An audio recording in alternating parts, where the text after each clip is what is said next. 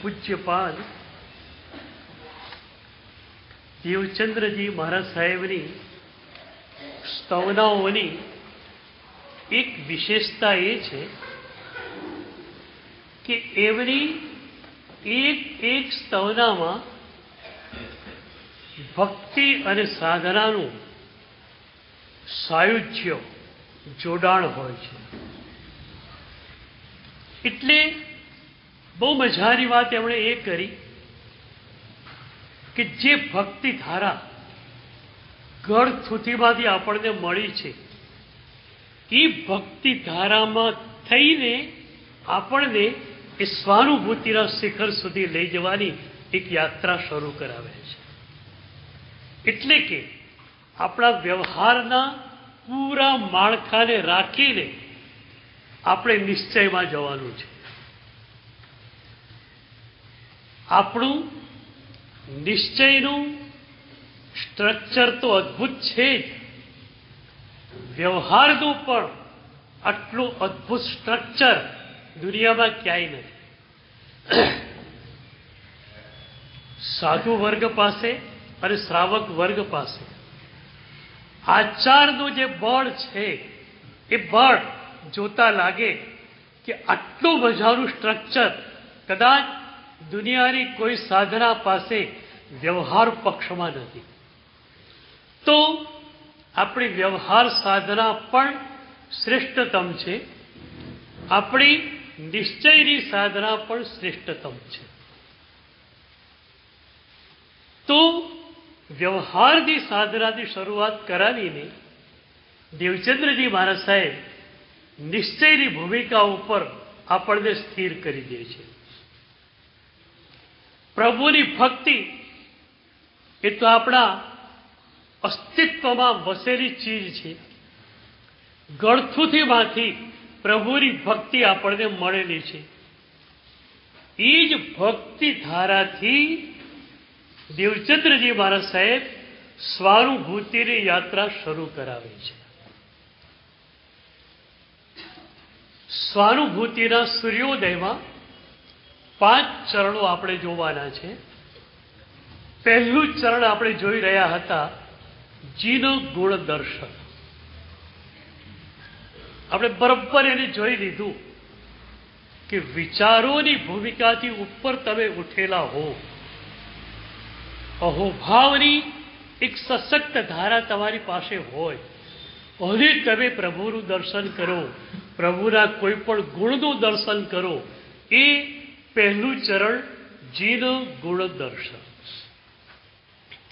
એના માટેની તમારી સજ્જતા કેટલી થઈ કે અત્યારે કદાચ માત્ર વિચારના સ્તર પર દર્શન થઈ રહ્યું છે, વિચારો પણ ચાલુ છે, મંદિરમાં પણ પહોંચી ગયા છો, ચૈત્યવંદન પણ થઈ રહ્યું છે, વિચારો પણ ચાલી રહ્યા છે.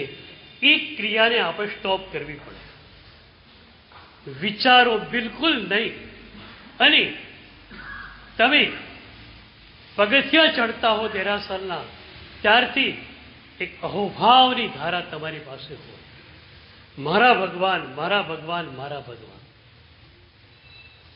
હું ઘણીવાર કહું છું કે મંદિરમાં તમે પ્રવેશો ને, દેરાસરમાં તમે જાઓ ત્યારે શરૂઆતથી 15 મિનિટ સુધી કદાચ તમે અને પ્રભુ બે હોઈ શકો. બે જ હો, ત્રીજું કોઈ નહીં. દેરાસરમાં ગયા પછીની શરૂઆતની 15 મિનિટમાં તમે અને ભગવાન બે હો છો. 16મી મિનિટે તમે શું થઈ જાઓ છો? તમારું હું પ્રભુના એ અસ્તિત્વની ધારામાં વિગલિત થઈ જાય છે અને 16મી મિનિટે માત્ર પ્રભુ રહે છે, ભક્ત રહેતો નથી. પણ 15 મિનિટ સુધી પણ તમે અને પ્રભુ બે જ, ત્રીજું કોઈ નહીં. કદાચ 10 મિનિટ થઈ, અચાનક શરીરના કોઈ કારણસર બહાર નીકળવું પડ્યું. કોઈ પૂછે શિવચક્ર પૂજન ભણાય છે દેરાસરમાં, કેટલા લોકો બેઠેલા છે? એ વખતે તમારો જવાબ એ હોય, મને તો કંઈ ખ્યાલ નથી. હું તો દેરાસરના પગથિયા ચડતો હતો, જ્યાં પ્રભુનું રૂપ દેખાણું હું પ્રભુના રૂપમાં ડૂબી ગયેલો હતો. મારી પૂરી ચેતના, મારું પૂરું મન પ્રભુમાં ડૂબી ગયેલું હતું.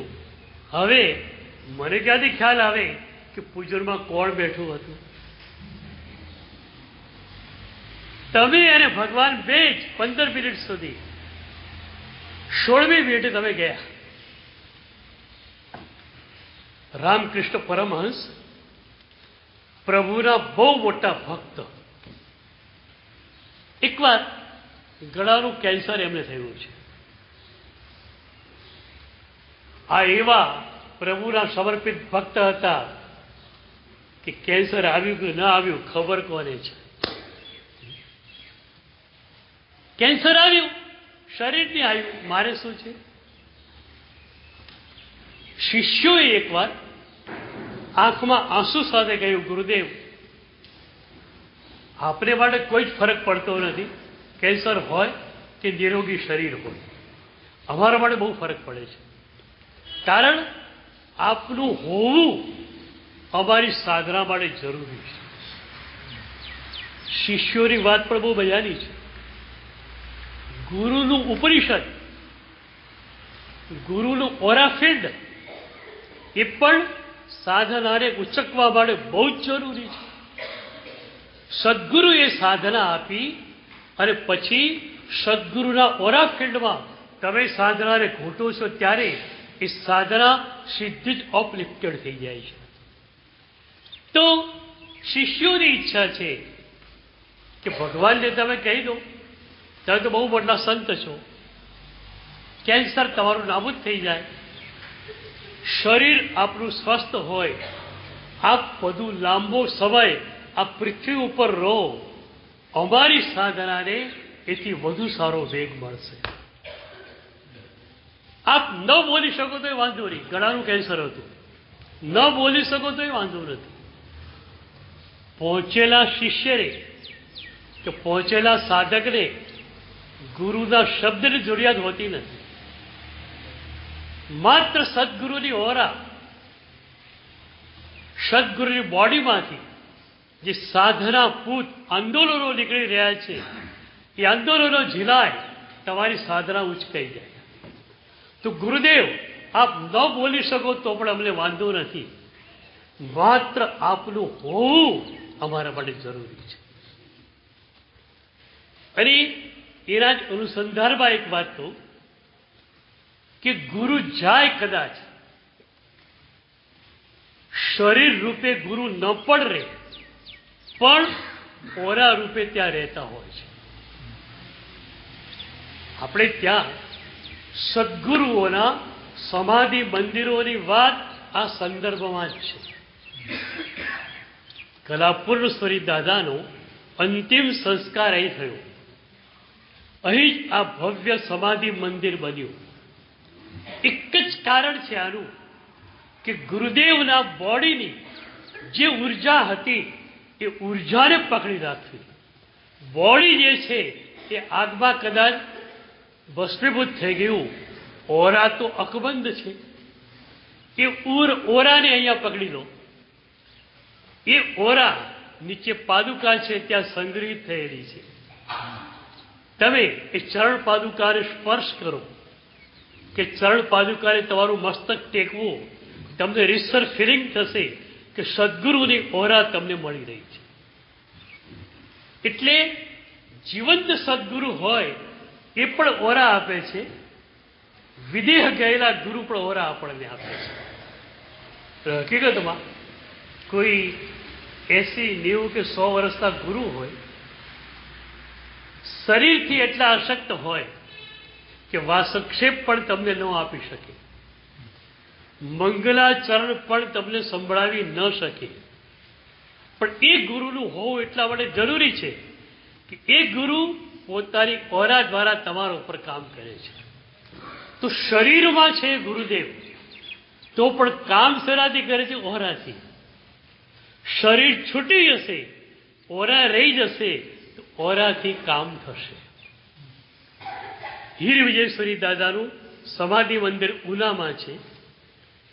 એક રાત મેં ત્યાં ગાળેલી અને એટલો સરસ અનુભવ થયો, લાગ્યું કે દાદા અહીં હાજરા હજુર છે.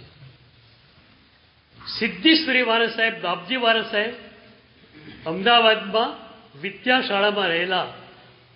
એમને શરીરની તકલીફને કારણે વર્ષો સુધી એક જગ્યાએ રહેવું પડ્યું. આપણા માટે જલસો થઈ ગયો કે એમની ઓરા એક જગ્યાએ સંગ્રહિત થઈ ગઈ. આજે એક ગુરુ સદેહ નથી, વિદેહ ત્યાં જ છે. ઓરા રૂપે એ ગુરુ અત્યારે એ જ કામ કરી શકે છે જે જીવંત હતા ત્યારે કરતા હતા. પણ શિષ્યોની ઈચ્છા એ છે કે ગુરુદેવ વધુ સમય અમારી જોડે રહે અને એ રીતે અમે અમારી સાધનાને અપલિફ્ટેડ કરી. તો ગુરુને વિનંતી કરી, સાહેબ પ્રભુને પ્રાર્થના કરો ને તમારું શરીર સ્વસ્થ બની જાય. ગુરુ હસે છે. 2-4 દિવસ થયા, ફરી શિષ્યોએ ગુરુને પૂછ્યું, સાહેબ પ્રભુને અમારી વાત પહોંચાડી કે નહીં? ગુરુ હસે છે. ગુરુ કહે છે કે મારું મન ટોટલી પ્રભુમાં ડૂબી ગયેલું છે.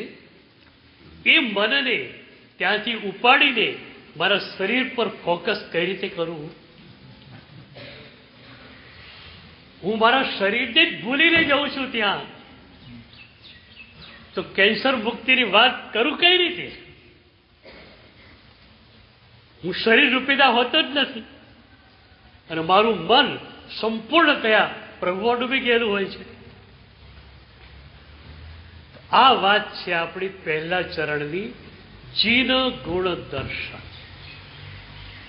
પૂરેપૂરા મનને પ્રભુના રૂપમાં પહેલા ડૂબાડ્યું અને પ્રભુના રૂપમાં ડૂબાડ્યા પછી હવે પ્રભુના ગુણમાં ડૂબાડવું છે. એ પ્રભુની વિતરાગ દશા, એ પ્રભુની પરમ ઉદાસીન દશા. તમે ભલે મોતીનો મુગટ પહેરાયો કે હીરાનો મુગટ પહેરાયો, તમારી બાજુ એ છે, ભગવાનની બાજુ કશું નથી. સ્વભાવ શરણ, 64 ઇન્દ્રો, પ્રાતિહાર્યો એ બધું આપણી તરફ છે. એમની તરફ તો માત્ર એમની સ્વાનુભૂતિ જ છે. પ્રભુ તરફ કશું જ નથી. અને આ જ રાય જીરગુણ દર્શન દ્વારા જોઈને જીરગુણ સ્પર્શનની ભૂમિકાએ આપણે અનુભવવાનો છે. અને એ ગુણને આપણે અનુભવીએ તો સ્વગુણાનુભૂતિ આપણને મળેલી કહેવાય.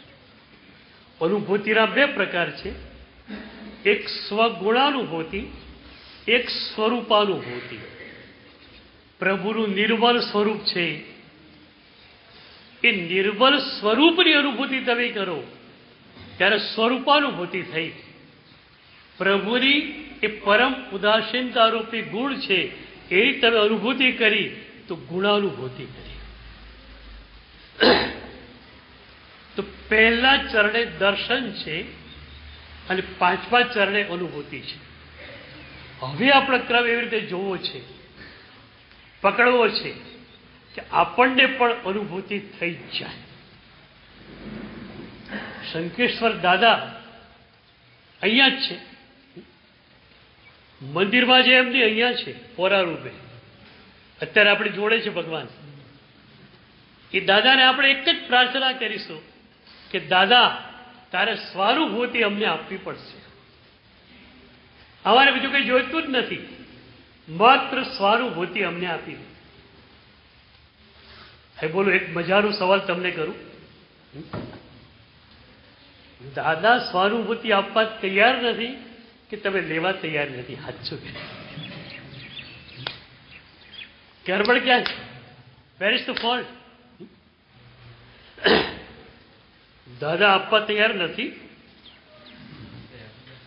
એ કહે છે, જો મેં તો અનંત લોકોને મુક્તિમાં પહોંચાડી દીધા, તું સ્વાનુભૂતિની વાત કરે છે અહીંયા.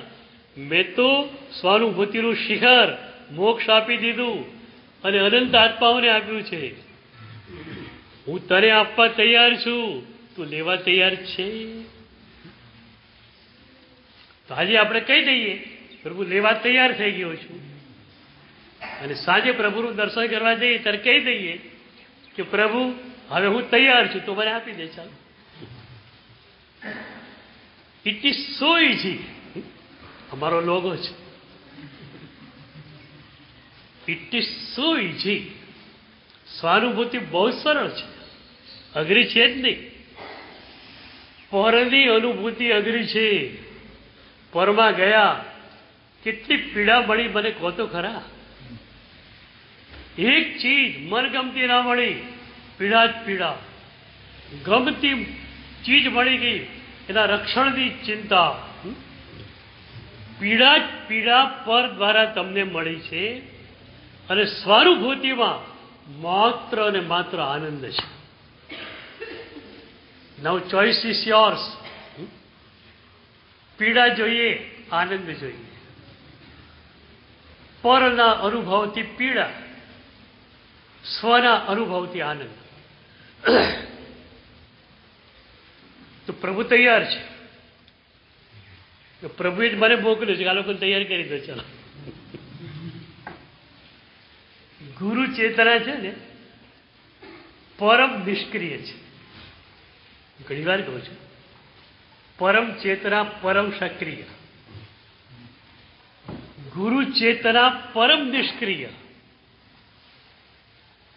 સદગુરુને પોતાના તરફથી કશું જ કરવું નથી.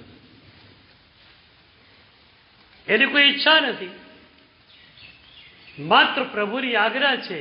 તો આ લોકોને આપી દેશે. પણ એ આપશે પ્રભુની આજ્ઞાથી, નહીં કે પોતાની ઈચ્છાથી.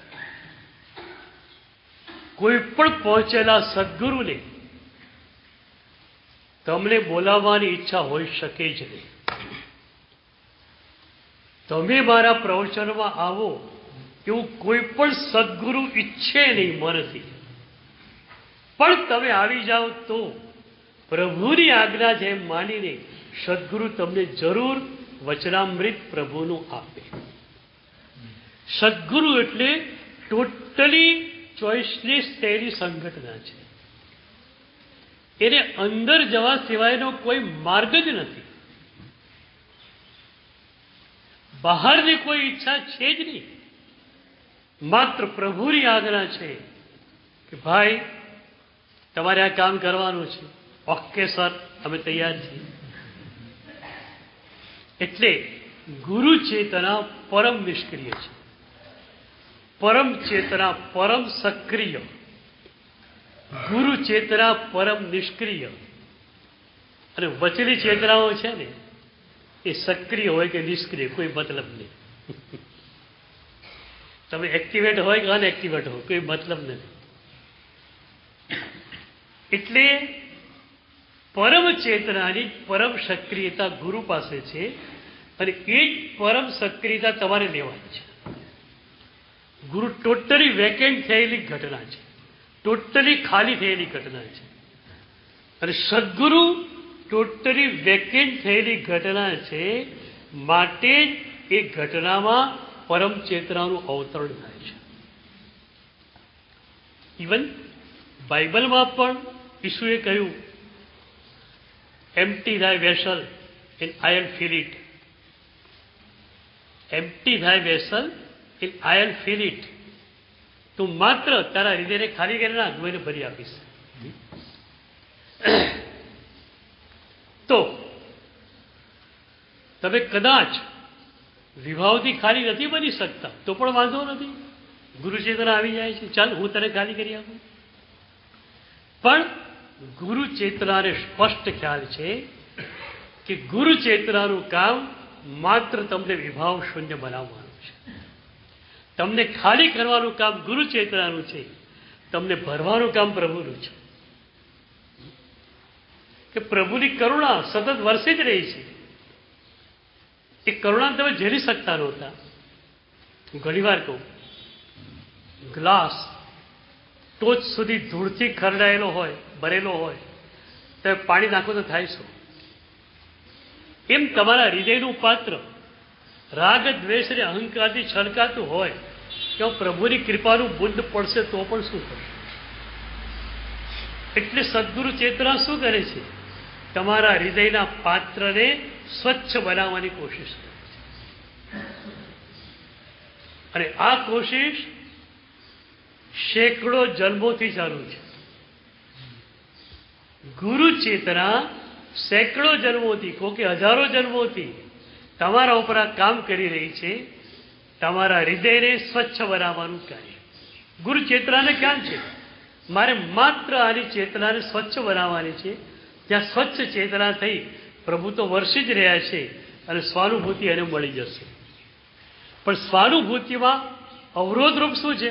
પરનો રસ. આ પદાર્થ ગમે છે, આ ગમે છે, પેલું ગમે છે, પેલો ગમે. હવે ભગવાન ક્યાંથી ગમવાના આવે? આમાં સ્વાનુભૂતિ ગમવાની ક્યાંથી? એટલે રાગ દ્વેષ અહંકાર તમારા હૃદયમાંથી જતા રહે એના માટે ગુરુ કોશિશ કરે. અને જે ક્ષણે તમે ખાલી થયા ક્ષણ પ્રભુ તમને ભરી દે છે. જે ક્ષણે ખાલી થયા એ જ ક્ષણ, બીજી ક્ષણ નહીં, તમે ભરાઈ જશો. કચરાથી ખાલી થવાનું છે અને હીરા મોતીથી ભરાવાનું છે. સમજી ગયા? છોડવાનું શું છે? તમારો કચરો. રાગ અને દ્વેષ પણ બાય પ્રોડક્ટ છે. મૂળ વાત તમારા અહંકારની છે. અહંકાર એટલે શું? કચરો. આ ગંદુ શરીર એટલે હું. આ માન્યતા કચરા જેવી તમને લાગતી નથી? આ નામ જે મળ્યું છે અને નષ્ટ થવાનું છે એ હું એવું તમે માનો એ બરોબર તમને લાગે છે ખરું? તો તમારો અહંકાર એટલે તમારો કચરો. કચરો આપી દો, સ્વાનુભૂતિનો હીરો લઈ લો. આવી ગ્રાન્ડ એક્સચેન્જ ઓફર હું નથી માનતો દુનિયામાં કોઈએ કરી હોય. એક ટીવીનું ડોગલું લાવો, નવું ટીવી ઓરિજિનલ લઈ જાઓ. આવી એક્સચેન્જ ઓફર તમે સાંભળેલી છે. તો તારો કચરો મને આપી દે અને હું તને હીરા મોતીથી ભરી દઉં. આ ઓફર તો પ્રભુની જ છે. સ્વીકારવી છે ઓફર? એના માટે આપણે હવે ચરણોની યાત્રા શરૂ કરીએ. પહેલું ચરણ જીર ગુણ દર્શન. બરોબર? અહોભાવના સ્તર ઉપર એ પ્રભુની પરમ ઉદાસીનતા જોઈ. વાહ, કેટલી સરસ. પછી તરત જ બીજું સ્તર આવે છે, બીજું ચરણ જીનો ગુણ રુચિ. આ એક બહુ મહત્વનું ચરણ છે. ક્યારેક તમે પ્રભુનું દર્શન કરો છો, એક ક્ષણોમાં ભાવ વિભોર બની પણ જાઓ છો, પણ મંદિરની બહાર નીકળ્યા, સામાન્ય વાતોમાં તમારું ચિત્ત પરવાઈ ગયું, ત્યારે પેલી મોટી સંઘટના તમારા હૃદયમાં રહેતી નથી. કરવું છે એ કે પ્રભુના ગુણનું જે દર્શન કર્યું છે એ દર્શન અઠવાડિયું, 10 દિવસ, 15 દિવસ સુધી તમારા મનમાંથી જાય નહીં. એક કાશ્મીર ફરીને આવેલો માણસ હોય, અઠવાડિયા સુધી વાતો કરે, એની રહેતો હોય મુંબઈમાં, વાત કરે કાશ્મીરમાં. એમ તમે રહો તમારા ઘરમાં, કદાચ અહીંથી જઈને ફ્લેટમાં રહેશો, વાત કરી હશે શંકેશ્વર દાદાનું રૂપ, શંકેશ્વર દાદામાં મેં આ જોયું. તો જેનું ગુણ દર્શન કદાચ થઈ જાય એના પછી તરત જીનો ગુણ રુચિ થવી પડશે. અને બહુ મહત્વની વાત આ ચરણની છે. આ ચરણ નથી મળ્યું એટલે કદાચ દર્શન પણ થયું, જીનું ગુણ શ્રવણ પણ થયું, પાછળથી એની અસર ન થઈ. દાખલા તરીકે આ જ સિરીઝમાં આપણે સમર્પણની વાત જોરશોરથી કહેલી, તમે એને સાંભળેલી અને સ્પષ્ટતયા આપણે વાત કરેલી અને સમજેલી કે સમર્પણ ન હોય તો સાધના છે જ નહીં. અત્યાર સુધીની સાધનામાં આપણે માનતા તમે સાધના કરી, માત્ર મીંડા જ કરેલા એકડો હતો જ નહીં. એટલે સમર્પણ જ્યાં સુધી નથી ત્યાં સુધી સાધના શરૂ નથી થતી. આવું તમે એક વાર નહીં, બે વાર નહીં, કદાચ 25 વાર સાંભળ્યું હશે. સાંભળ્યું હશે ત્યારે તમને ગમ્યું હશે, પણ પછી એ વિચાર તમારા મનમાં ચાલતો નથી લાવવો. એ વિચારને ચલાવવો પડે આગળ. સારું, આજ તો ધ્રુજી ગયું, આટલી બધી સાધના મેં કરી, આટલા સામાયિક કર્યા, આટલું આ કર્યું. પ્રભુની આજ્ઞાને સમર્પિત થવું, સદગુરુદેવના ચરણોમાં સમર્પિત થવું, તો જ મારી સાધના વાસ્તવિક છે. તે સાધના છે જ નહીં.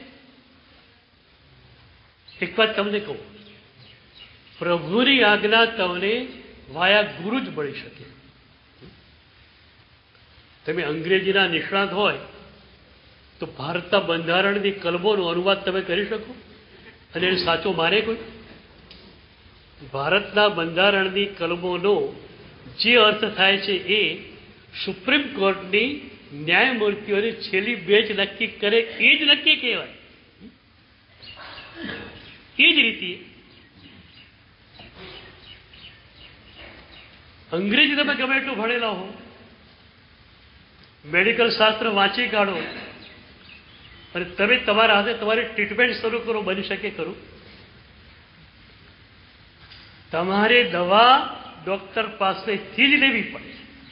ડૉક્ટર તમને પ્રિસ્ક્રાઇબ કરે, તમે એ દવા લો. આ જ વાત અહીંયા છે. ગુરુ તમને સાધના પ્રિસ્ક્રાઇબ કરી શકે. તો તમારી પાસે સાધના નક્કી કરી શકો, હું આ કરીશ, હું આ કરીશ. એટલે સદગુરુ પ્રભુની આજ્ઞાને વફાદાર છે. તમારે સદગુરુની આજ્ઞાને વફાદાર રહેવું છે. વાયા વાયા તમારો હાથ પ્રભુને ટચ થઈ ગયો. આખી શ્રૃંખલા છે આપણે ત્યાં. એક ગીતાર્થ ગુરુ હોય ને એ પ્રભુની આજ્ઞાને વશ હોય, સમર્પિત હોય. એ ગીતાર્થ ગુરુની આજ્ઞામાં એમના આચાર્યો હોય, પન્યાસો, એ આચાર્યના શિષ્યો હોય, એ આચાર્યને સમર્પિત હોય. આચાર્ય ગીતાર્થને સમર્પિત છે, ગીતાર્થ પ્રભુને સમર્પિત છે. એટલે આજે જેને દીક્ષા લીધી એ નૂતન દીક્ષિત શિષ્યનો હાથ પ્રભુને ટચ થાય, વાયા વાયા. તો પ્રભુની આજ્ઞા તમે સીધે જ તમારા માટે સ્વીકારી શકતા નથી. કઈ રીતે સ્વીકારો? તમને કયો દોષ પીડે છે એ તમે ઊંડાણથી તમારા માટે જોઈ પણ નહીં શકો.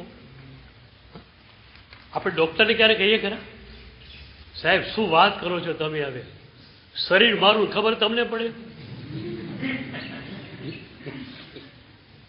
50 વર્ષથી આની જોડે રહું છું, મને ખબર ના પડે. તમે નવા નવા આયા, એક્સરે પાડે, આ કર્યું, આ કર્યું, તમને ખબર પડી જાય.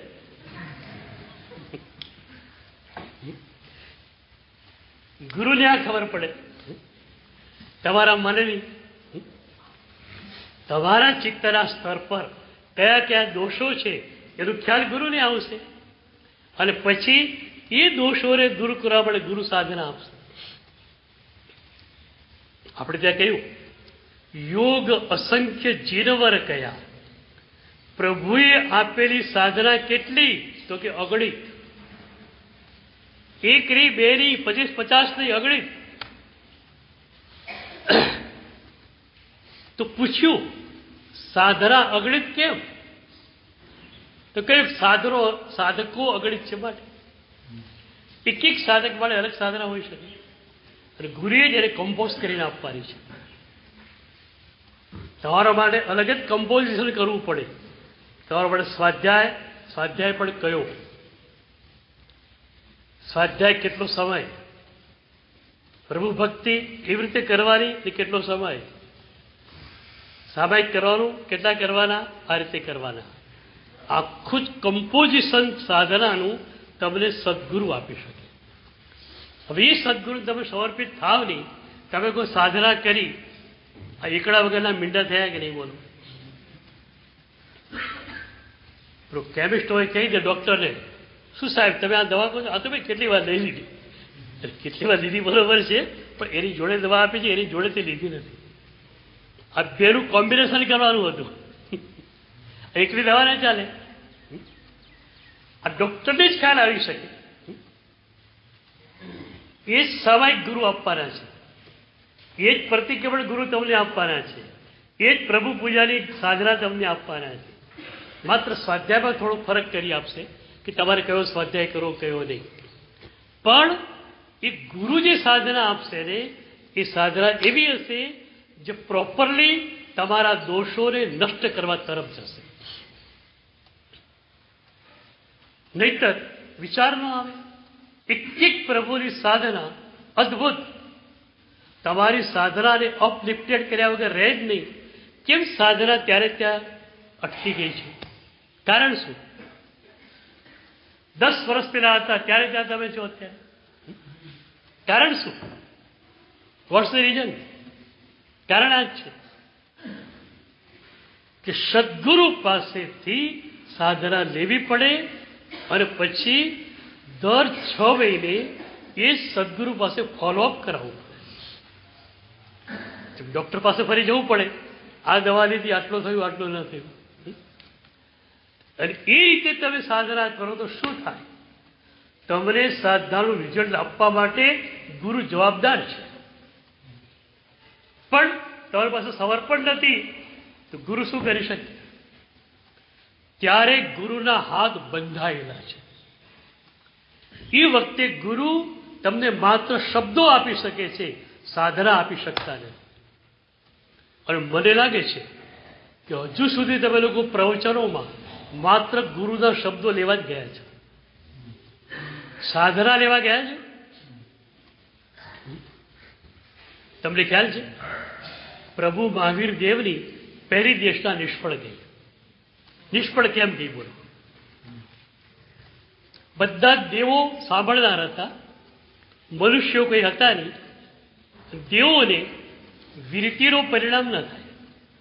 એ સંવેદ દૃષ્ટિ સુધી કદાચ હોઈ શકે, ચોથા ગુંડાળે શ્રાવક પડવું એમની પાસે હોઈ શકે જ નહીં, પણ ચખાડ એમના માટે શક્ય જ નથી. તો કોઈને પણ વિરતિનો પરિણામ ન થયો, કંઈક છોડવાની ઈચ્છા ન થઈ, અને એને કારણે પ્રભુની દેશના નિષ્ફળ બને. અને એટલી જ આપણે ત્યાં એક પરંપરા છે કે પ્રવચન પૂરું થાય એટલે પચખાંડ લો. તમે એકાશનું આંબીર કર્યું તો એ પચખાંડ લો. તમે નૌકાસી કરીને આવેલા હોય ને તો પણ તમે પચખાંડ લઈ શકો. આજે એક નિયમ હું બરોબર પાડીશ.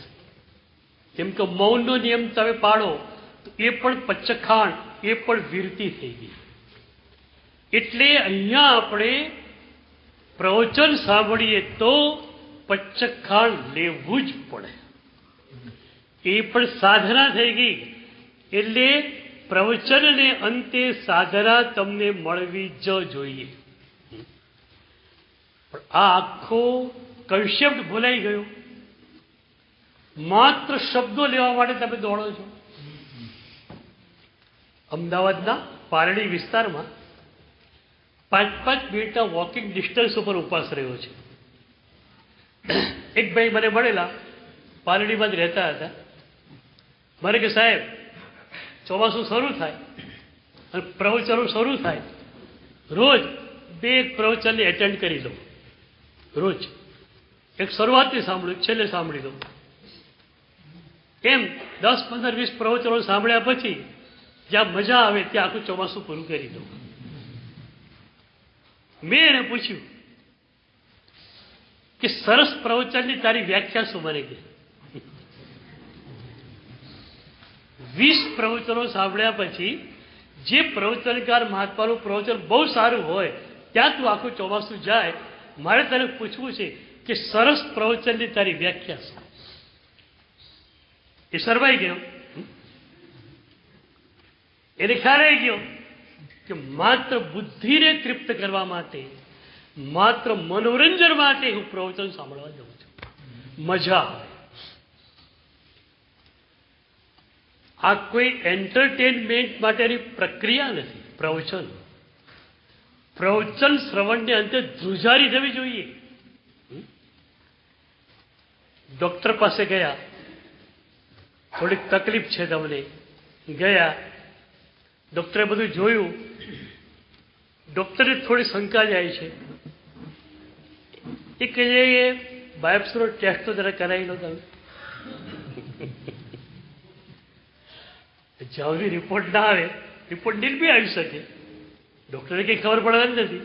ખાલી એટલું જ કહે છે બાયોપ્સીનો રિપોર્ટ જરા કરાવી લો ને. શું થાય છે કહેજો. એ ડોક્ટરનું ચેમ્બર છોડતા શું થાય? પગ ધ્રુજતા હોય, બાયોપ્સી, હા કેન્સર આવશે, શું થશે? કેન્સર આવશે, મરી જઈશ. હવે તો આવશે તો અહીંયા તો નક્કી છે, તમે રિપોર્ટ આપી દઈએ છીએ, તમે ક્યાં છો? ધ્રુજારી થાય છે ક્યારે? આટલા જન્મોની અંદર પ્રભુની સાધના મળી, રિઝલ્ટ મળ્યું નહીં. નક્કી કરો આ જન્મમાં રિઝલ્ટ મળવું જ જોઈએ.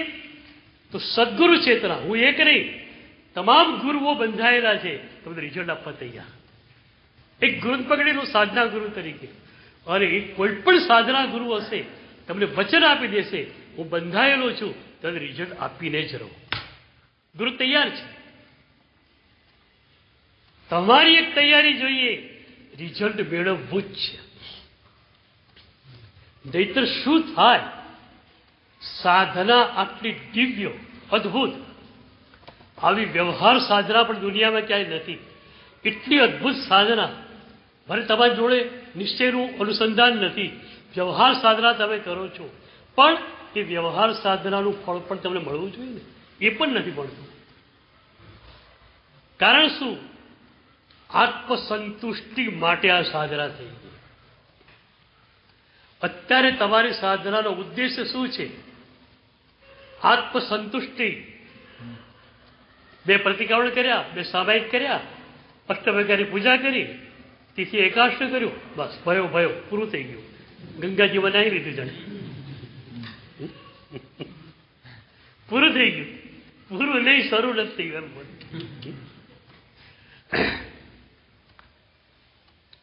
એટલે જ હું આ બીજું ચરણ આપું છું, રુચિ. કે શ્રવણ તો તમે કર્યું, અત્યારે પાછું ભૂલી જવાના. સદગુરુ સમર્પણ ન હોય તો બધી સાધના માત્ર ને માત્ર શૂન્ય છે. આ વાત સાંભળ્યા પછી પણ જો સદગુરુ પાસે ન જવાય, સાધના ન લેવાય, તો માનવું પડે કે વાત સાંભળી લીધી, પણ શ્રવણ રુચિમાં ફર્યું નથી. તો દર્શન એ વખતે કર્યું મનથી તમે પ્રભુના ગુણનું. એ જ રીતે પ્રભુના શબ્દો સાંભળવાના છે. અમે બધા તો પોસ્ટમેન છીએ, ખાલી મીડિયમ છીએ. અમારે પ્રભુની જ વાતો કરવાની છે. અમારા ઘરનો એક પણ શબ્દ અમારે કહેવાનો નથી. તો પ્રભુના જ શબ્દો તમે સાંભળી રહ્યા છો, પણ એ સાંભળતી વખતે કદાચ તમે સારી રીતે સાંભળી રહ્યા છો, પણ પછી શું? તો બીજું ચરણ આવ્યું, રુચિ. એક વાત જે આપણા મનમાં બેસી ગઈ, એ 15 દિવસ, મહિનો, 2 મહિના સુધી જ્યાં સુધી એને કાર્યાન્વિત ન કરીએ ત્યાં સુધી મનમાંથી ખસે નહીં. એ બીજું ચરણ છે. પ્રભુનો જે ગુણ જોયો એ મનની અંદર વસી જાય. પછી એ વખતે ઉદાસીનતા જોઈને બહાર નીકળે, અરે શું પાછળ, એમ નહીં. એ મનમાં જ રહ્યા કરે સતત. કેવું સરસ, કેવું સરસ, કેવું સરસ. કોકરો સરસ બંગલો જોઈને આયા, એકદમ મુંબઈ જેવામાં બંગલો બહુ અઘરી વાત ગણાય, છતાં 200-500 કરોડની જમીન લઈ અને એને બંગલો બનાવેલો છે. તમે જોવા ગયા કદાચ, એ જોઈને તમારા ફ્લેટમાં આવશો ખરા. શરીફ ફ્લેટમાં હશે, મન બંગલામાં હશે. આ બીજું ચરણ છે કે તમે તમારા ઘરમાં છો, તમારું મન આ પ્રભુના શબ્દોમાં છે કે પ્રભુના કોઈ ગુણમાં છે. મારા પ્રભુ એમ કહે છે કે તું આ રીતે સાધના કરીશ તો જ સફળ, નહીં તો નિષ્ફળ. અરે મારે મારી સાધનાને સફળ બનાવવી જ છે, તો મારા પ્રભુ કહે છે એ રીતે મારે મારી સાધનાને સફળ બનાવવી. આ વાત સંભળાય છે, નીકળી જાય છે. તો બીજું ચરણ, ચીનો ગુણ રુચિ. 15 દિવસ, મહિનો, 2 મહિના, સાચું કહેજો, શંકેશ્વર દાદાનું આવતીકાલે પણ તમે પૂજા વગેરે કરશો. કાલે બપોરે તમને 11-12 વાગે છૂટી મળી જશે, તમારે પૂજા બધું થઈ શકશે. પણ એ શંકેશ્વર દાદાને દર્શન કરશો, આજે પણ કરશો, પણ એ દાદા મનમાં ક્યાં સુધી રહેવાના? મારે એટલું જ કરવું છે કે એ દાદા તમારા મનનો કબજો લઈ. પછી શું થશે? શરીરના સ્તર પર બધી ક્રિયાઓ થશે અને મનના સ્તર પર પ્રભુ હશે. કેટલી મજા આવી! અત્યારે શું થાય છે? શરીરના સ્તર પર પૂજા થાય, શરીર કટાક્ષા ઉપર બેસે, મન ક્યાંય દોડતું હોય. આપણે ઊંધું કરી નાખીએ. શરીર ભલે ખાય પીએ, વાંધો નથી, ખાવાનું જ છે. મન પ્રભુમય હોય, મન માત્ર પ્રભુમાં હોય. તો સમર્પણ વગેરેની વાતો સાંભળીએ, વાંચીએ, હૃદયમાં એ બરોબર ઠસી જવી જોઈએ. એકલવ્યની વાત હું ઘણી વાર કહેતો હોઉં છું. મને એનું સમર્પણ એટલે બહુ શ્રેષ્ઠ કોટીનું લાગે છે. મહાભારતની આપણી પ્યારી એ કથા. એકલવ્ય જંગલમાં રહેનાર ભીલનો દીકરો, ગુરુ દ્રોણ યુધિષ્ઠિર વગેરે રાજકુમારોને લઈને જંગલમાં ધનુર્વિદ્યાનું પ્રશિક્ષણ આપવા માટે આવ્યા છે. જંગલમાં છાવણીઓ નાખી દીધી છે અને જંગલમાં જે છે ધનુષ વિદ્યા શીખી શકાય, બાણ છોડી શકાય. એકલવ્યને ખ્યાલ આવ્યો, એને થયું આટલા બધા રાજકુમારોને શીખવાડે છે, હું એક ભેગો ભણી જાઉં તો શું વાંધો? પણ ગુરુને પૂછ્યા વિના તો જવાય નહીં. એકલવ્ય ગુરુ દ્રોણ પાસે ગયો, ગુરુના ચરણોમાં ભાવપૂર્વક વંદના કરી અને કહ્યું, ગુરુદેવ, મને ધનુર્વિદ્યા શીખવાડો ને. ગુરુએ ના પાડે. ગુરુએ ના પાડે. શું એનું સમર્પણ હશે? વિચાર કરો. સમર્પણનો મતલબ એ જ થયો કે એ વખતે એની પાસે બુદ્ધિ કે અહંકાર નહોતા. બોલો, બુદ્ધિ અને અહંકાર હોત તો શું વિચાર કરે? ભાઈ, ગુરુ ના જ પાડે ને. એ રાજકુમારોને ભણાવે છે, એમને કીર્તિ મળે. મારા જેવા ભીલના દીકરાને ભણાવે તો એમને શું મળવાનું? એટલે આપણી બુદ્ધિ અને આપણો અહંકાર ગુરુને પણ સ્વાર્થી બનાવી નાખે. મને શું કરવા ભણાવે? એટલે એને ભણાવે. મને ભણાવે, ગુરુ મળે શું? કદાચ આપણી પાસે પણ સામાન્ય ત્યાં વિચાર ઝપકી જાય, ગુરુએ ના કેમ પાડી?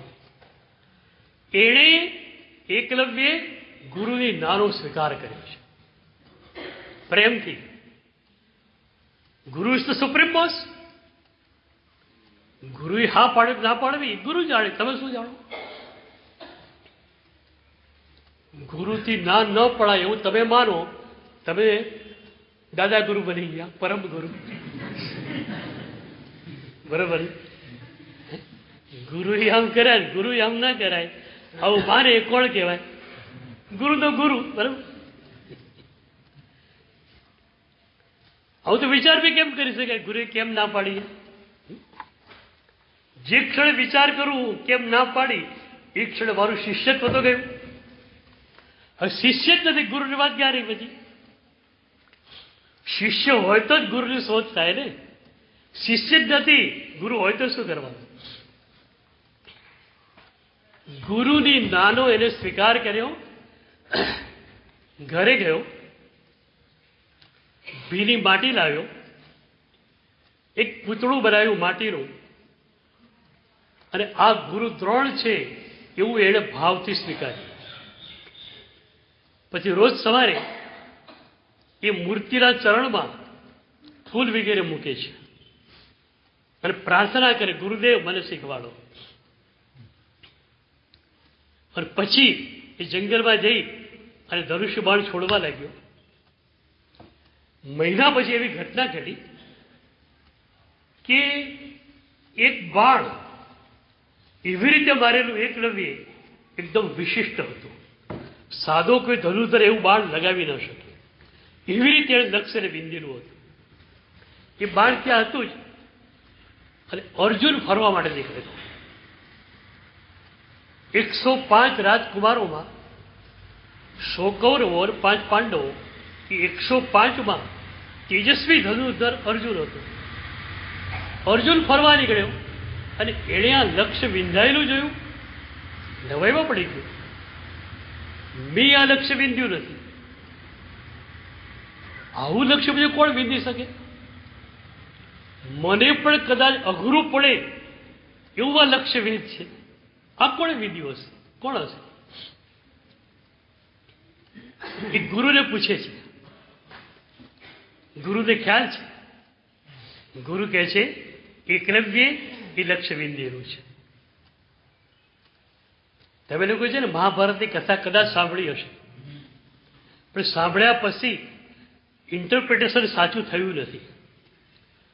ઇન્ટરપ્રિટેશન બહુ મજાનું છે આ કથાનું. ગુરુએ ના કેમ પાડી?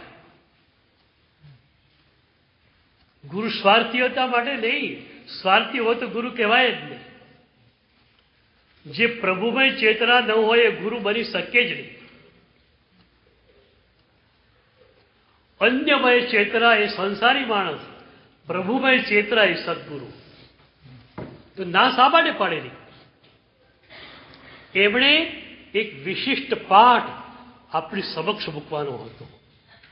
અને એ પાઠ જે એમણે મૂક્યો છે ગુરુ દ્રોણે, આપણા હૃદયમાં ઉતરે ને તો આપણને થાય કે ગુરુ દ્રોણે તો કમાલનો પાઠ આપ્યો. ગુરુ દ્રોણે એ કહ્યું કે અર્જુન પાસે જીવંત દ્રોણ હતા, છતાં અર્જુન જે નથી મેળવી શક્યો એ માટીના દ્રોણ પાસેથી એકલવ્ય મેળવી શક્યો છે. આ પાઠ એમણે આપ્યો. અદભુત છે આ વાત. જીવંત ગુરુ દ્રોણ અર્જુન પાસે છે, પણ જીવંત ગુરુ પાસેથી અર્જુનને જે નથી મળ્યું એ માટીના મૂર્તિ રૂપે સ્થપાયેલા ગુરુ દ્રોણ પાસેથી એકલવ્યને મળ્યું છે. એટલે ગુરુનું હોવું ન હોવું એટલું મહત્વનું નથી, તમારું હોવું, શિષ્યનું હોવું મહત્વનું છે. આ વાત ગુરુએ પ્રસ્થાપિત કરી. તમે જ ના હો, ગુરુ હો તો મતલબ શું? ગુરુનું ગુરુત્વ તમારા સંદર્ભમાં જ ખુલે છે. બાકી ગુરુ પોતાની તરફ તો પરમાત્મામાં ભળી ચૂકેલ વ્યક્તિત્વ છે. ક્યાં ગુરુત્વ છે? ગુરુ પાસે ગુરુત્વ પોતાના માટે છે જ નહીં. એ તો માત્ર ને માત્ર પ્રભુમાં ડૂબી ગયેલ વ્યક્તિત્વ છે. તમારા તરફ ગુરુત્વ ખરું, પણ ગુરુત્વ ક્યારે? તમે શિષ્ય હો ત્યારે.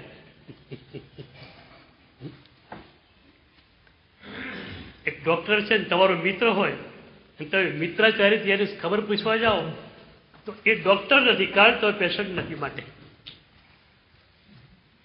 એ ખરેખર ડોક્ટર ક્યારે બને? તો પેશન્ટ હો ત્યારે. એમ ગુરુ, ખરા ગુરુ ક્યારે? તમે શિષ્ય હો ત્યારે. એટલે અત્યાર સુધીમાં ગુરુની પરંપરામાં અગણિત સદગુરુઓ થયા. શિષ્યો જેટલા થયા એટલે ગુરુ પામીને પહોંચી ગયા. આપણે શિષ્ય ન બની શક્યા, આપણે લટકી ગયા. એટલે ગુરુની શોધ કરવા આવે નથી જવાનું, શિષ્યત્વની શોધ કરવાની છે કે સમર્પણ મારામાં કેટલું છે. તો ગુરુ દ્રોણે કેટલી મજાની વાત આપણને કહી કે હું હોઉં, હું ન હોઉં, ગુરુ હોય કે ના હોય એ મહત્વનું નથી. તમારા મનમાં ગુરુ પ્રત્યેની શ્રદ્ધા, ગુરુ પ્રત્યેની ભક્તિ કેવી છે મહત્વનું છે. અર્જુન પાસે ગુરુની ભક્તિ હતી, એના કરતા એકલવ્યની ગુરુ ભક્તિ વધારે હતી, માટે એને વધારે મળ્યું. અને એટલે જ ગુરુ આપે છે એમ નહીં, ગુરુ તો આપતા જ હોય છે, પણ શિષ્ય ક્યારે ઝીલી શકે છે? એનામાં શિષ્યત્વ નીકળેલું હોય છે ત્યારે. બાકી ગુરુનું દાન ચાલુ હોય શિષ્યને મળે પણ નહીં. શિષ્ય ત્યારે જ મેળવી શકે એની પાસે શિષ્યત્વ નીકળેલું છે ત્યારે. અને પછીની એકલવ્યની સમર્પણની ભૂમિકા કેવી છે? ગુરુ દ્રોણ ગયા એકવાર એના ત્યાં, અને એકલવ્યના આનંદનો પાન ન રહ્યો. ગુરુ માને ત્યાં સાષ્ટાંગ દંડવત થઈ ગયો ધૂળની અંદર. ગુરુ ગુરુ ગુરુ ગુરુદેવ. એક નાનકડા લાકડાના આસન પર બેસાડ્યા ગુરુને, અને શું આંખમાંથી આંસુ વહી, ગળે ડુસકા. મારે ત્યાં ગુરુદેવ પધાર્યા, મારે ત્યાં ગુરુદેવ પધાર્યા. બોલો આ ગુરુએ શું આપ્યું છે ત્યાં? તમે છે ને સદગુરુને બુદ્ધિ અને અહંકારના ચશ્માથી જ જોયા છે. હું ઘણી વાર કહું છું, તમારી પાસે છે ને બુદ્ધિની અને અહંકારની એક ફ્રેમ છે. ફ્રેમ તમારી સાંકડી છે, નક્કી થયેલી છે. ગુરુનું ચિત્ર બહુ મોટું છે, પણ મારે મારી ફ્રેમમાં જ ચિત્ર સમાવવાનું છે. ચિત્ર કાપો કે છે. તમારી બુદ્ધિની અવધારણામાં શું તમે ગુરુ તત્પરને લાવી શકો? એ બિયોન્ડ ધ એક્સપેક્ટેશન છે. તમારી કલ્પનાની પણ બહારની વસ્તુ છે. એ તમારી બુદ્ધિમાં તમે કેમ સમાવી શકો? એકલવ્યની પાસે સમર્પણ છે, નથી બુદ્ધિ, નથી અહંકાર. ગુરુદેવ શું આપણે સમર્પિત કરવું? આપે મને ખૂબ આપ્યું. શું આપ્યું બોલે?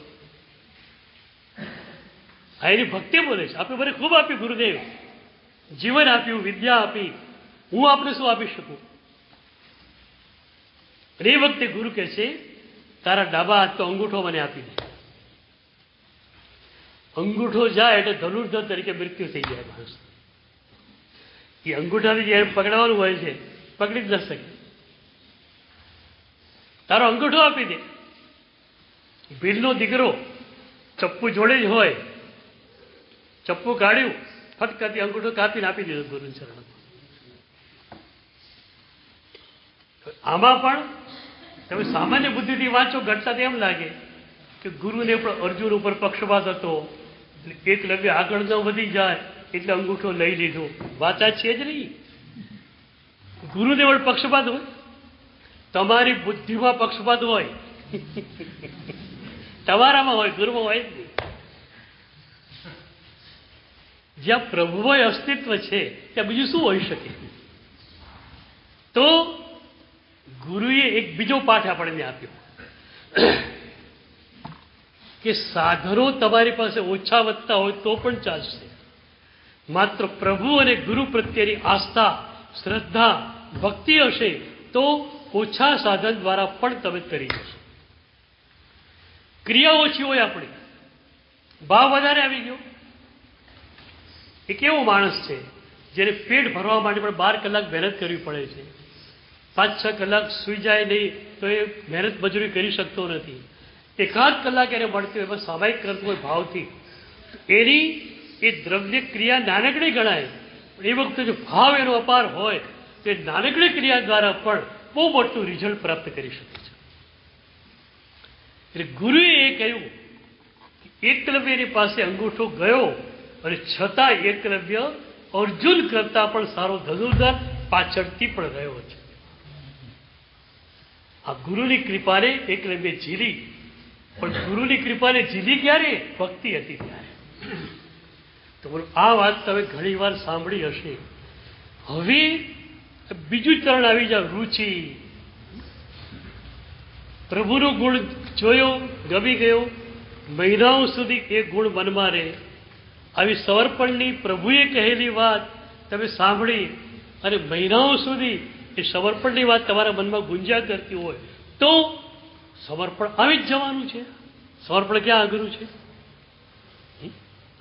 તમારી ભીતર જ સમર્પણ છે, ભીતર જ છે, બહારથી એ લાવવાનું નથી, તરત મળી જાય.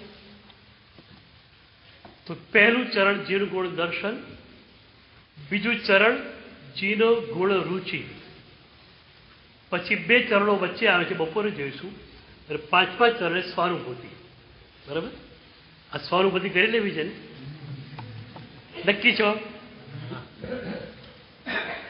અને સ્વાનુભૂતિ મળી જાય પ્રભુ પાસે દીક્ષા લેવા જતા રહેવાનું. પ્રભુ સ્વાનુભૂતિની દીક્ષા આપી દઉં, રજો હરણ પછી લઈશ, પણ સ્વાનુભૂતિની દીક્ષા મને આપી. હવે પ્રેક્ટિકલ.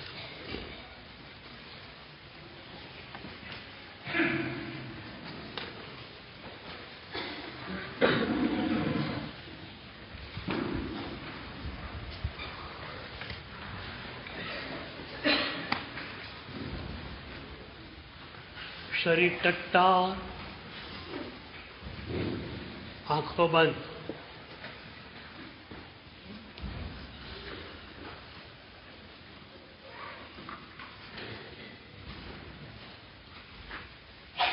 ધીરે ધીરે ધીરે શ્વાસ લો, ધીરે ધીરે ધીરે શ્વાસ છોડો. શ્વાસનો વેગ ધીમો પડશે એમ મનની ગતિ પણ ધીમી પડશે.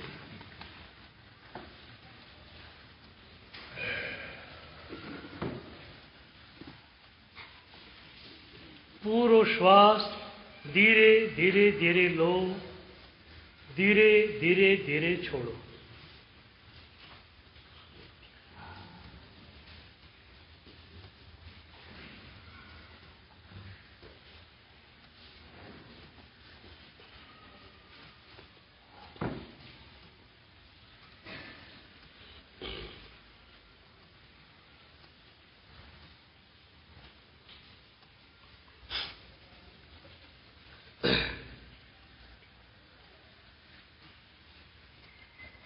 તમે શ્વાસ લો છો ત્યારે અહીંની પોઝિટિવ એનર્જી તમને મળે છે. શંકેશ્વર દાદાની, કલાપૂર્ણેશ્વરી દાદાની પોઝિટિવ એનર્જી તમને મળે છે. શ્વાસ છોડાય છે ત્યારે નેગેટિવ એનર્જી અંદરથી બહાર આવે છે.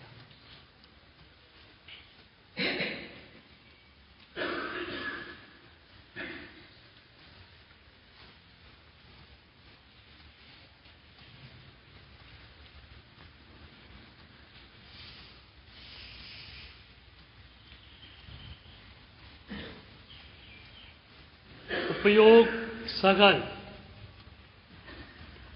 એક પણ વિચાર નહીં. શરીર જેમ સ્થિર છે એમ મન પણ સ્થિર જોઈએ. એક પણ વિચાર નહીં.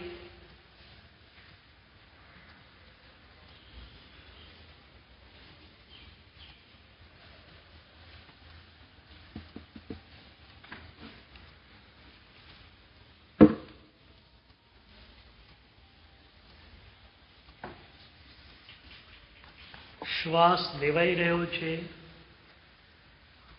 શ્વાસ છોડાઈ રહ્યો છે. તમે એ પ્રક્રિયાના દ્રષ્ટા છો.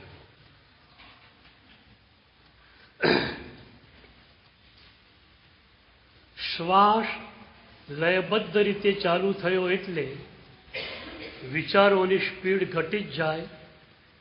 આપણે વિચારોને ટોટલી બંધ કરવા છે.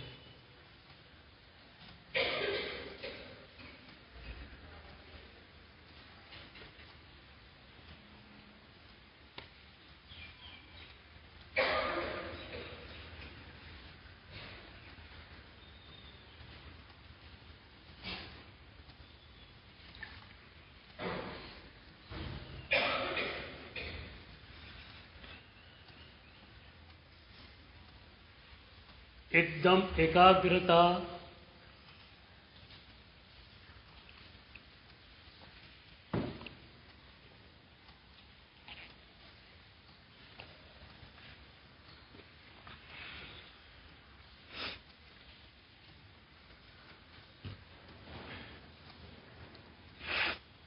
न विचार न निद्रा, मात्र होश. જાગૃતિ એ સાધનાનો પાયો છે.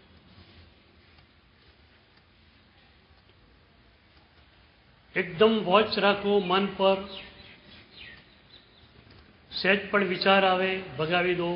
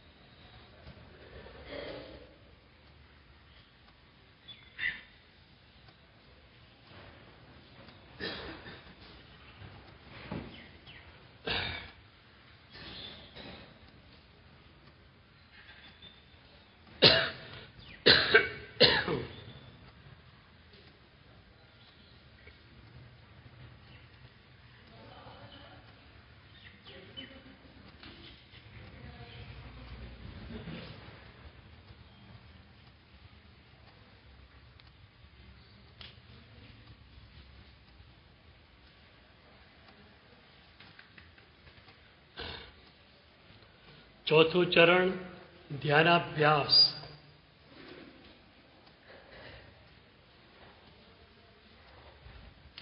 પદ છૂટી ગયું છે. માત્ર શાંત ચિત્તે તમે બેઠા છો.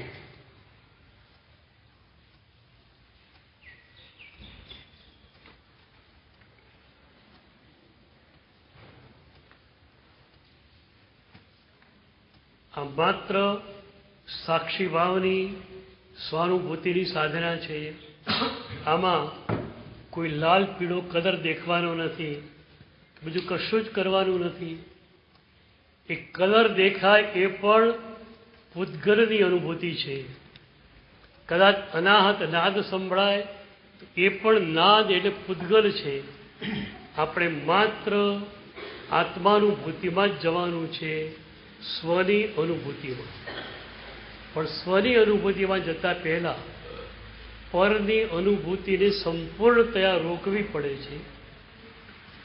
વિચારો સંપૂર્ણ રીતે બંધ થાય તો જ પરમાં જવાનું અટકે. તમે પરમાં જાઓ છો વધુ વિચારોને કારણે.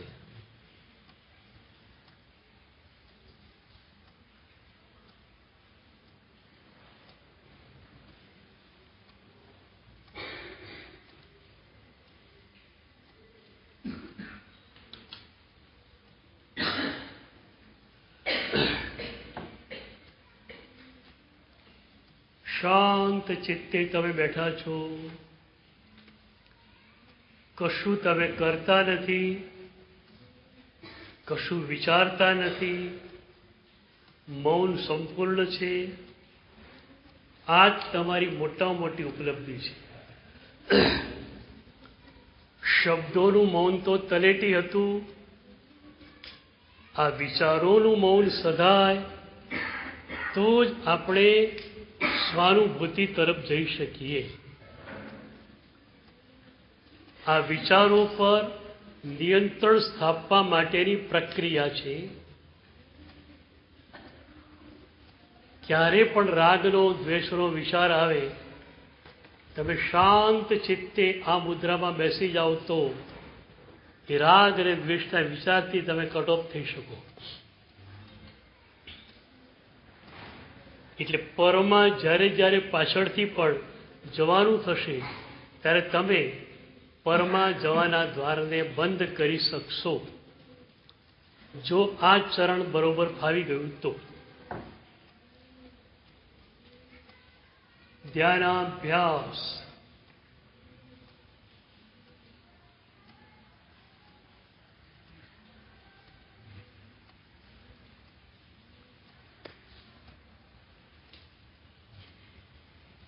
જાગૃતિ તમારી અત્યારે એટલી જ છે કે વિચાર ન આવી જવો જોઈએ. વિચાર આવી જાય તો 2-3 શ્વાસ ઊંડા લઈ જોરથી એને કાઢી અને વિચારની સ્પીડ તોડી નાખો.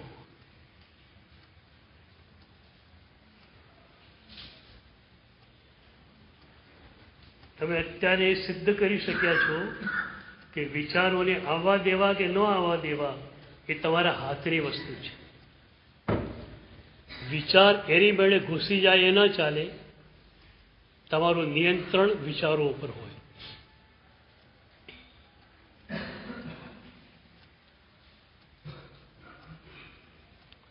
ત્રણ મિનિટ સઘન ધ્યાન, સઘન અભ્યાસ.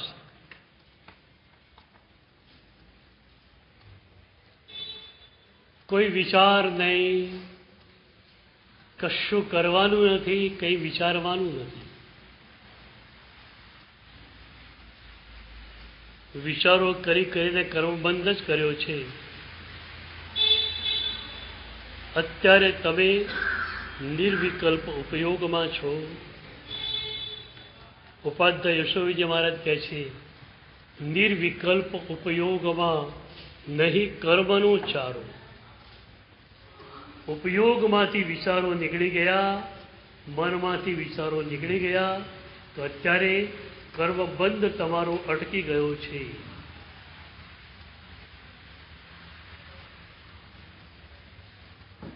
શરીર ટટ્ટાર, આંખો બંધ, નિદ્રા ન આવે એનો ખ્યાલ, અને વિચાર એક પણ ન જોઈએ.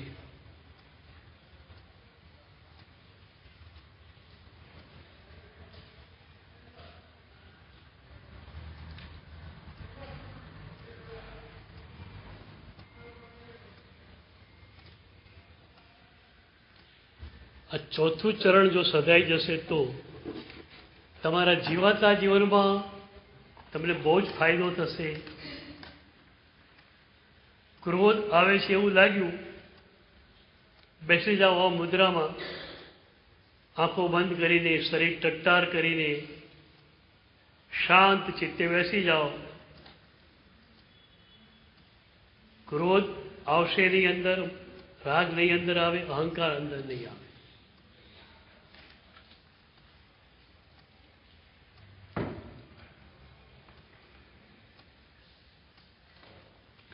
માત્ર 1 મિનિટ ધ્યાનાભ્યાસ.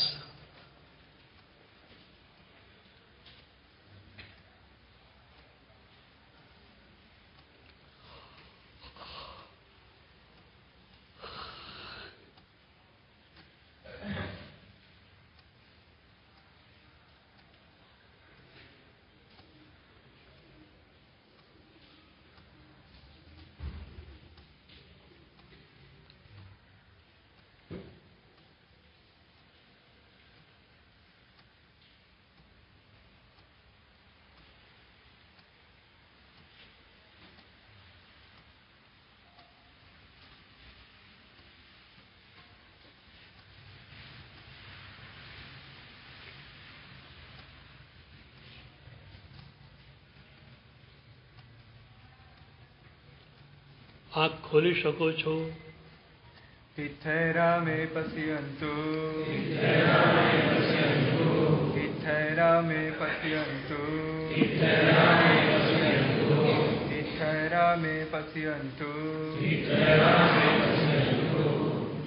છામિ કમાસુનંદિ જાણજે નિશ્ચય દામી, છામિ કમાસુનંદિ જાણજે નિશ્ચય દામી.